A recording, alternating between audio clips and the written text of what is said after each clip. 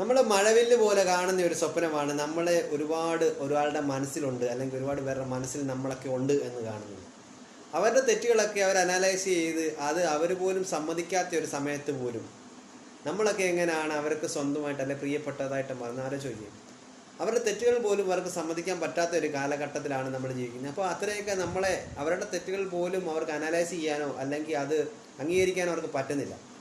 അങ്ങനെയാണ് കൂടുതൽ ബന്ധങ്ങളും തകർന്നു പോകുന്നത് അല്ലേ.